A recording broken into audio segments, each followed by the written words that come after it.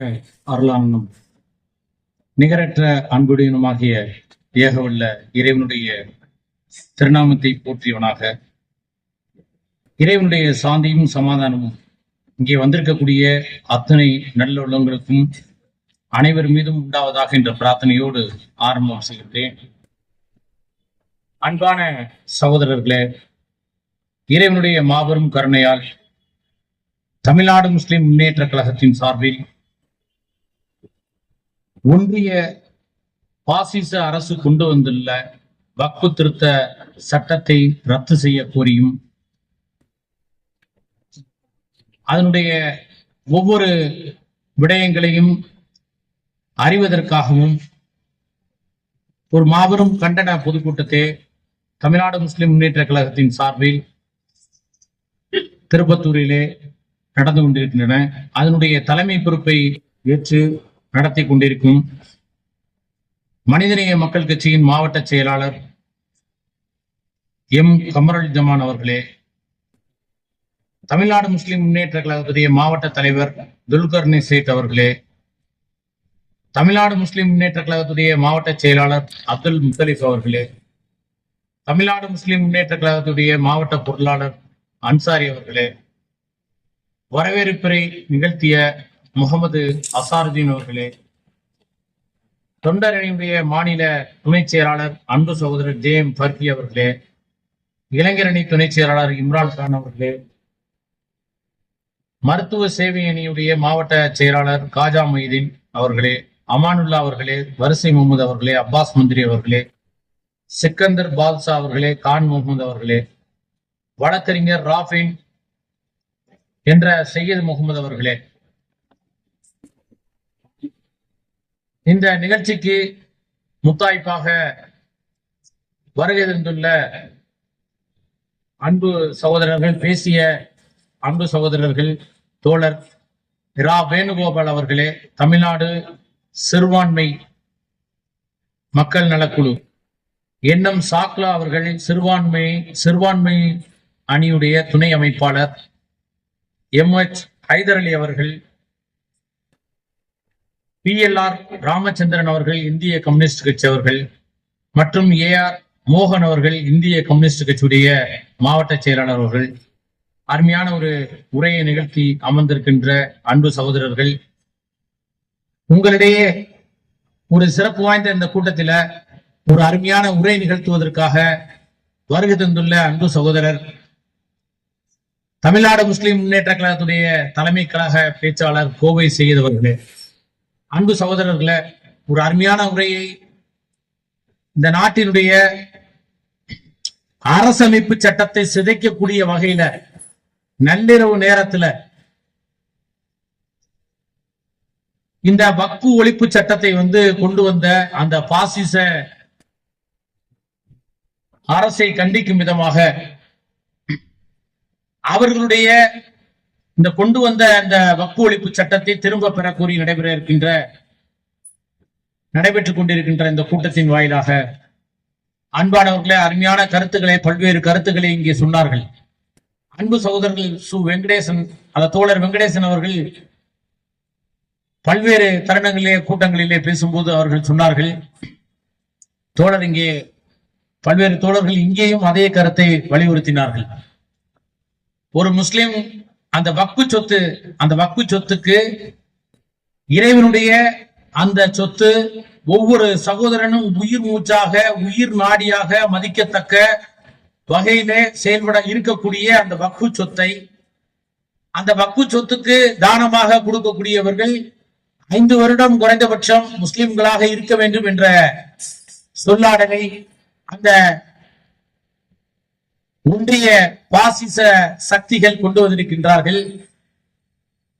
தோழர் வெங்கடேசன் பாராளுமன்ற உறுப்பினர் அவர்கள் சொன்னார்கள், இந்த விநாயகர் கோயில் இருக்கு, இன்னும் மற்ற கோயில்கள்லாம் இருக்குன்னு சொன்னா நாங்க அங்க போடுறோம்னா அந்த நிலை அவங்க எப்படி இந்துக்கள்னு சொல்லி அவங்க இந்த சான்றிதழ் கொடுத்துதான் பார்ப்பாங்களாங்கிற சிந்தனையோட அவங்க சொன்னாங்க. ரொம்ப மோசமான ஒரு அந்த வக்ஃபு ஒழிப்பு சட்டம் இருக்கின்றது இந்த நாட்டில கொண்டு வந்திருக்கிறாங்க. அன்பானவர்களே, நான் ஒரு சின்ன கருத்துக்களை மட்டும் சொல்லிட்டு அவங்களுக்கு கோவை செய்தவர்களுக்கு உடையவர்களாம் நினைக்கிறேன். இந்த நாட்டுல மிகப்பெரிய மோசமான சட்டங்கள் எல்லாம் கொண்டு வந்தாங்க. இந்த நாட்டை மிகப்பெரிய ஒரு பதட்டமான சூழலிலே வச்சுக்கணும்னு சொல்லிதான் அந்த ஒன்றிய பாஜக அரசு விரும்புது. அண்ணன் சொன்னாங்க பல்வேறு விடயங்கள் இருக்கு. அந்த விடயங்களுக்காக மக்களுக்காக விழிப்புணர்வு ஏற்படுத்தக்கூடிய அந்த சூழலெல்லாம் மறுக்கக்கூடிய விஷயங்களுக்காக ஒவ்வொரு சூழ்நிலையிலும் அதையெல்லாம் மடைமாற்றம் செய்வதற்காக தான் இது மாதிரி ஒவ்வொரு சூழ்நிலையிலும் ஒவ்வொரு திட்டங்களை கொண்டு வந்து மடைமாற்றக்கூடிய ஒவ்வொரு செயல்பாடுகளும் நடந்துகிட்டு இருக்கு. அதாவது அமெரிக்கால இருந்து யாராவது வந்தா கூட ஒவ்வொரு காஷ்மீர்ல பாத்தீங்கன்னா டமால் சுடக்கூடிய நிலையெல்லாம் பல்வேறு தருணங்கள் நடந்திருக்கு. இதே மாதிரிதான் நடக்குது இந்த நாட்டுல. அன்பு சகோதரர்களே, சிட்டிசன் அமெண்ட்மெண்ட் ஆக்ட் சொல்லி சிஏஏ, என்ஆர்சி, என்பிஏ போட்டாங்க. அப்ப பாத்தீங்கன்னா மிகப்பெரிய இந்த நாடே புகுண்டக்கூடிய ஒரு நிலை ஏற்பட்டுச்சு. தொடர்ந்து முஸ்லிம்களுடைய போராட்டம் நடந்துச்சு. எதுக்காக தெரியுமா? ஒவ்வொரு வீட்டையும் புடிங்கிருவான், என் வீட்டுல இன்னொருத்த வந்து உட்கார்ந்துருவான்ங்கிறதுக்காண்டி. இங்க இதே திருப்பத்தூர்ல நடக்கும்போது அந்த சிஐக்காக நடக்கும்போது கிட்டத்தட்ட பல்லாயிரக்கணக்கான மக்கள் இதே இடத்துல கூடி நின்றாங்க. ஏன் இந்த கூட்டத்துல இது மாதிரியான வக்ஃபு ஒழிப்பு சட்டத்துக்கு எதிராக ஒவ்வொரு நியாயவான்களும் ஏன் கூட முடியல? என்ன காரணம்? மக்கள்கிட்ட இன்னும் விழிப்புணர்வு இன்னும் இல்லை. நம்மளுடைய தொப்புள்குடி உறவுகள் இன்னைக்கு எவ்வளவு தூரம் அவங்களுடைய தியாகங்களை அவங்க நம்மளுக்காக எவ்வளவு தியாகங்கள் பண்றாங்க நம்ம சிந்திச்சு பார்க்கணும். உண்மையில முஸ்லிம்கள் சிந்திச்சு பார்க்கணும். ஒவ்வொரு லா இலாஹ இல்லல்லாஹ் முஹம்மது ரசூலுல்லாஹ் கலிமா சொன்ன ஒவ்வொரு சகோதரனும் உயர் மூச்சாக மதிக்கக்கூடியதுதான் அந்த வக்ஃபு சட்டம், இந்த வக்ஃபு. ஆனா இன்னைக்கு என்ன நிலையில நம்ம இருந்துகிட்டு இருக்கோம்? எது மாதிரியான ஒரு சூழல் இந்த நாட்டை வாழ்ந்துகிட்டு இருக்கோம்? அப்ப இந்த மாதிரியான ஒரு விழிப்புணர்வு கூட்டம் நடத்தப்பட்டா எப்படி நம்ம நிக்கிறோம்? எது மாதிரியான எவ்வளவு மக்களை நம்ம அணுகி நிற்கக்கூடிய நிலையை உருவாக்கணும். நாம ஒரு முன்மாதிரியான ஒரு சமுதாயம். அண்ணன் சொன்னாங்க பாருங்க, அவன் என்ன செய்யறான்? 1992 பாபர் மசூதி அடிக்கிறான், குஜராத்ல கலவரம் பண்றான், நாட்டுடைய ஆட்சி அதிகாரத்துல இன்னைக்கு உட்கார்ந்துட்டான், பல்லாயிரக்கணக்கான முஸ்லிம்களை கொன்று குவிக்கிறான். ஆனா சுனாமி போன்ற பேரலைகள்ல பாதிக்கப்பட்ட எந்த மக்களா இருந்தாலும் பார்க்காம அங்கே ஓடோடி சொல்றான் இஸ்லாமிய சமுதாயத்தை சேர்ந்தவன். ஜாதிய பார்க்கல, என்ன சமுதாயம் தெரியாது, என்ன ஜாதியும் தெரியாது, அவ்வளவு பேருக்கு முன்னான உதவி செய்யறான்.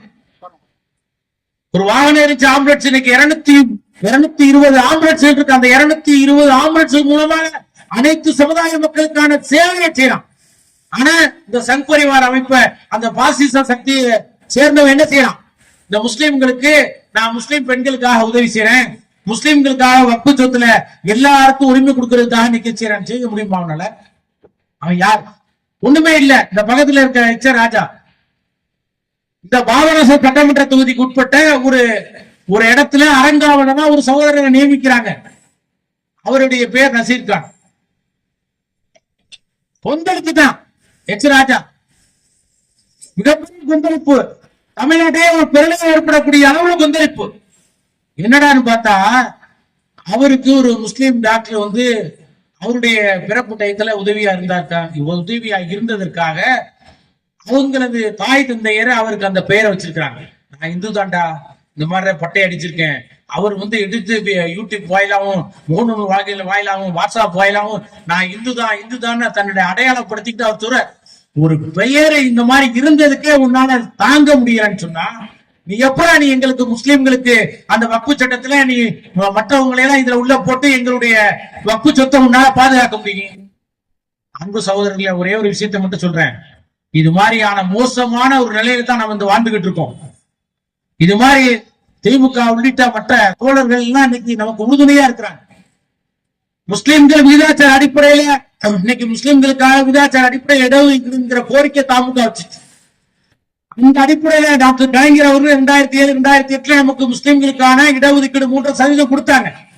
அதை இன்னைக்கு அதிகப்படுத்தி தமிழ்நாடு முஸ்லிம் முன்னேற்ற கழகத்துடைய தலைவர் பேராசிரியர் ஜவாஹிர்லால் அவங்க சட்டமன்றத்தில் கேட்கிறாங்க, 5% இடஒதுக்கீடு குழு இன்னைக்கு கேட்கிறாங்க. எதுக்கு தெரியுங்களா? நமது பிரதிநிதிகள் இருந்தா எவ்வளவு பெரிய தாக்கத்தை ஏற்படுத்த முடியும் பாராளுமன்றத்திலையும் சட்டமன்றத்திலையும். இரண்டு சட்டமன்ற உறுப்பினர்கள், ஒன்னு பாபநாசம், ஒருத்தர் மணப்பாறை. அந்த 2 சட்டமன்ற தொகுதிக்கு உட்பட்ட ஒவ்வொரு தோழர்களும் சட்டமன்றத்தில் ஒவ்வொரு முஸ்லிம்களுக்காக மட்டுமல்லாம பொதுமக்களுக்கான அத்தனை கோரிக்கைகளை முன்வைக்கிறார். வேலூர்ல பாத்தீங்கன்னு சொன்னா தொல்லியல் துறை ஒரு மசூதியை கைப்பற்றி வச்சிருக்காங்க, அன்னைக்கு வரைக்கும் சொல்ல முடியல. அந்த தொல்லியல் துறை கைப்பற்றி வச்சிருக்க இடத்த தொழுகை நடத்துறதுக்கு அனுமதி சட்டமன்றத்தில் பேசுவதற்கு இன்னைக்கு ஒரு சட்டமன்ற உறுப்பினர். உலாமாக்களுக்கு மானியம், உலாமாக்களுக்கு கிட்டத்தட்ட 40 வயசு இருந்தாலும் பைக்கு கொடுக்கணும். இந்த சட்டம் திமுக ஆட்சியில தான் கொண்டு வந்துரு. இருந்தாலும் ஒரு வரைமுறை வேணும், அதுக்கு ஒரு வரம்பை கொடுங்க. 35 வயசு உள்ளவங்க இளைஞர்கள் நிறைய ஆளுங்களா இருக்கிறாங்க, அவங்களுக்கான சலுகை கொடுங்கன்னு சொல்லி இன்னைக்கு பேராசிரியர் ஜவாஹிருல்லா சட்டமன்றத்தில் இன்னைக்கு பேசுறாங்க. முஸ்லிம்களுக்கான இடஒதுக்கீடு பேசுறாங்க. அன்பு சகோதரர்களே, சிறைவாசிகளுடைய விடுதலை கிட்டத்தட்ட நிறைய பேர் விடுதலை ஆயிருக்காங்க. 22 பேர் விடுதலை அடைஞ்சு இன்னைக்கு வரைக்கும் உள்ள அவங்க எந்த நிலையில அவங்க உள்ள போவோமா வெளியில வருவோமான்ற சிந்தனையோட இருக்கக்கூடிய 22 நபர்கள் இருக்கிறாங்க. அவங்களையும் வெளியில விடுங்கன்னு சொல்லி சட்டமன்றத்தில் குரல் எடுக்கிறாங்க. இப்ப நான் என்ன சொல்ல வரேன்னு சொன்னா, இது மாதிரியான மோசமான சூழ்நிலையில வெறும் 2 சட்டமன்ற உறுப்பினர் தான் குரல் கொடுக்கக்கூடிய ஒரு நிலை இருக்கும் முஸ்லிம்கள். நாம குறைந்தபட்சம் கிட்டத்தட்ட ஒரு 13-14 சட்டமன்ற உறுப்பினர்கள் அங்க இருக்கிறோம். பாராளுமன்றத்தில் இன்னைக்கு முஸ்லீம் லீக்ல ஒரு 4 பேர் தான் இருக்கிறாங்க. ஆனா அண்ணன் முஸ்லீம் லீக் சேர்ந்த சகோதரர்கள் சொன்னாங்க பாத்தீங்களா, ஒரு பாராளுமன்ற உறுப்பினர் கூட இந்த பிஜேபி இல்ல.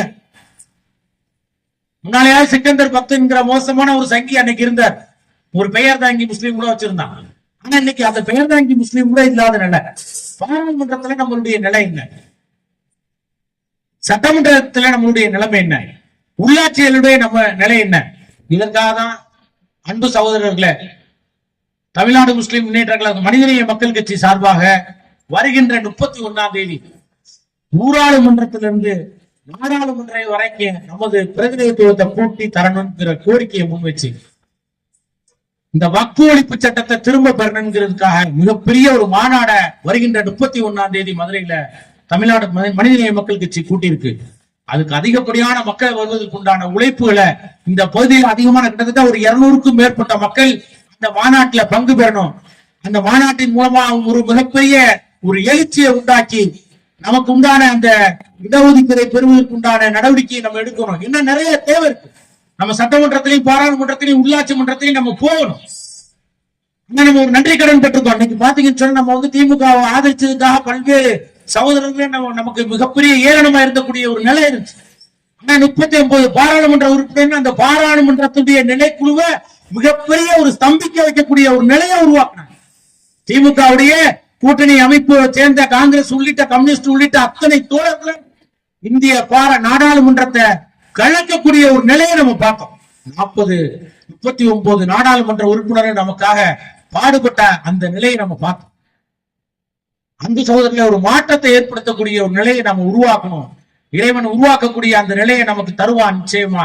நீங்களும் முயற்சி செய்யுங்க, உங்களுடைய முயற்சி கண்டிப்பா வேணும். அன்பு சகோதரர்களை, மிகப்பெரிய இழப்புக்கு மத்தியில நம்ம இந்த நாட்டுடைய அரசமைப்பு சட்டத்தை பாதுகாக்கக்கூடிய முன்னோடிகளா நம்ம தான் இருக்கோம். இந்த நாட்டுக்காக, இந்த நாட்டு மக்கள், இந்த நாட்டுடைய சுதந்திரத்துக்காக தியாகம் பண்ணக்கூடிய சகோதரர்கள், தியாகம் பண்ணியவர்கள் நாம. ஆனா இன்னைக்கு நம்ம மோசமான ஒரு நிலையில, மிகப்பெரிய ஒரு கீழ் நிலையில இருக்கக்கூடிய நிலைமையில நமக்கு இருக்கிறோம். அதனால தயவு செய்து உணருங்கள். உண்மையில ஒவ்வொரு சகோதரர்களும் ஒவ்வொரு குடும்பமாக ஒவ்வொரு வீட்டுல உள்ள ஒரு சகோதரன் இருக்கான்னு சொன்னா அவன் 10 பேரை கூட்டிட்டு வந்து நிக்கக்கூடிய ஒரு நிலையை உருவாக்கும். பார்த்தா கம்யூனிஸ்ட் தோழர்களை பார்த்தா 10 பேர் நிற்பாங்கிற மாதிரி தான் உங்களுக்கு தோணும். ஆனா அவங்க ஒரு மாநாட நடத்தி காட்டாங்க பாருங்க மதுரையில. இந்தியாவே திரும்பி பார்க்கக்கூடிய அளவுக்கு அந்த ஒரு மாநாடு வெற்றிகரமான மாநாடாக்கி காட்டினாங்க. முடியும், எல்லாராலையும் முடியும். அன்பு சகோதரர் சொன்னார், உண்மையில அவன் பாக்குறது யார பாக்குறான்? உண்மையில முஸ்லிம்களை பார்த்தா அச்சமா இருக்கக்கூடிய நிலையை இது சாதாரண திட்டம் இல்ல. அவன் இன்னைக்கு மட்டும் முயற்சி பண்ணல, கிட்டத்தட்ட 100 ஆண்டுக்கான திட்டங்கள் அவனுடைய திட்டம். இன்னைக்கு நேற்று அவன் முயற்சி பண்ணல. இந்த முஸ்லிம்களுடைய சொத்துக்களையும் முஸ்லிம்களையும் நசுக்குவதற்கான திட்டம் இன்னைக்கு போறது 100 ஆண்டு திட்டம். அதுல கொஞ்சம் கொஞ்சமா அவன் வெற்றி அடைஞ்சிட்டு வர்றான். ஆனா நம்மகிட்ட இந்த தமிழ்நாடு மட்டும்தான் ஓரளவு விழிப்புணர்வா இருக்கக்கூடிய, மற்ற இடங்கள் எல்லாம் மிக மோசமான ஒரு சூழ்நிலை இருக்கக்கூடிய நல்லதான். நம்ம இந்த தமிழ்நாட்டில் இருக்கக்கூடிய மாதிரி அண்ணன் சொன்ன மாதிரி பல்வேறு சகோதரர்கள், தொப்புள் குடி உறவுகள் இதே ஊர்ல இதே இடத்துல நம்ம பார்த்தோம்னு சொன்னா, வாவார் சந்திரசேகரன் ஒரு சகோதரர் ஒரு ஆம்புலன்ஸ் இன்னைக்கு கொடுத்தாருங்க. யாரு கொடுத்தா? வாவார் சந்திரசேகரன் ஒரு சகோதரரு இதே இடத்துல நமக்கு முஸ்லிம்களுக்கு நாம தான் அனைத்து சமுதாய மக்களுக்கும் அருமையாக சேவை செய்கின்ற மிகப்பெரிய ஒரு நல்லெண்ணத்தின் அடிப்படையில தர்மமா இதே ஊர்ல இதே இடத்துல கொடுத்தாரா இல்லையா? அதை தடுக்கிறோம். அதை தடுக்கிறதுக்கு உண்டான முயற்சி தான் செய்யறான். இப்படி ஒவ்வொரு இடத்துலையும் இளையங்குடியில இது திருப்பத்தூர் முடிச்சிட்டு அடுத்து இளையங்குடியில ஒரு நிகழ்ச்சி நடந்துச்சு. அங்க கொடுத்தவரும் மிகப்பெரிய ஒரு தொழிலதிபர், சிங்கப்பூரை சேர்ந்தவர். அவர் ஒரு மாற்று தொப்புள் கொடி உறவை சேர்ந்தவர், நம்ம நண்பர் சகோதரன் தான். அவர் கொடுத்தார். அப்ப அது மாதிரியான நிகழ்வு நடத்த விடாம தடுக்குவதற்கு உண்டான அத்தனை பணிகளையும் தான் இந்த மத்திய பாசிச அரசு நமக்கு எதிராக செய்து ஒரு விழிப்புணர்வு அடையக்கூடிய நிலையை நம்ம உருவாக்கணும். இன்ஷா அல்லாஹ். நம்ம பாருங்க, மிகப்பெரிய பலகீனமான ஒரு சூழலில் இருக்கிறோம். ஆனா இது ஒரு முன்னோட்டமான இதுதான். இந்த போராட்டம் முற்று பெறாது. நம்ம சொல்லிட்டு இருக்கோம். பல சகோதரர்கள் என்ன நினைக்கிறாங்கன்னா, உச்ச நீதிமன்றம் நமக்கு தீர்ப்பு வழங்கிருச்சு. அன்பு சகோதரர்களே, பாபர் மசூதி தீர்ப்பு நீங்க பார்த்திருப்பீங்க. பாபர் மசூதி தீர்ப்பை கூர்ன யாரு? அந்த பாபர் மசூதி தீர்ப்பை சொன்ன அந்த நீதிபதி மேல் சபை எம்பியா போயிட்டான். இறைவன் பாதுகாக்கணும். இப்ப அருமையான தீர்ப்பு வழங்கி இருக்கிறாங்க. இப்ப அந்த தீர்ப்பை வழங்கின அந்த சகோதரர் இப்ப அவருக்கு பதிலாக வேற ஒரு நீதிபதி வர இருக்கிறாரு. அவர் என்ன நிலையில இருக்கணுங்கிறத சொல்ல முடியாது. அப்ப இந்த மாதிரியான நிலையில இந்த நாட்டில் நம்ம இருக்கிறோம் சொன்னா நாம எப்படி இருக்கணுங்கிறத சிந்திக்கணும். இறைவனுடைய மாபெரும் கருணையான இந்த வாய்ப்பை கொடுத்த இறைவனுக்கு நன்றி சொல்றேன். அன்பு சகோதரர், வருகின்ற 31ஆம் தேதி மிகப்பெரிய ஒரு மாற்றத்திற்கான ஒரு அற்புதமான ஒரு மாநாடு நடத்த இருக்கின்றோம். அந்த மாநாட்டில் அதிகமான மக்கள் வர வேண்டும் என்று கேட்டு வாய்ப்புக்கு விடைபெறுகின்றேன். வாய்ப்புக்கு வல்ல இறைவனுக்கு நன்றி கூறி விடைபெறுகின்றேன். அஸ்ஸலாமு அலைக்கும் வரஹ்மத்துல்லாஹி தஆலா பரகாத்துஹு.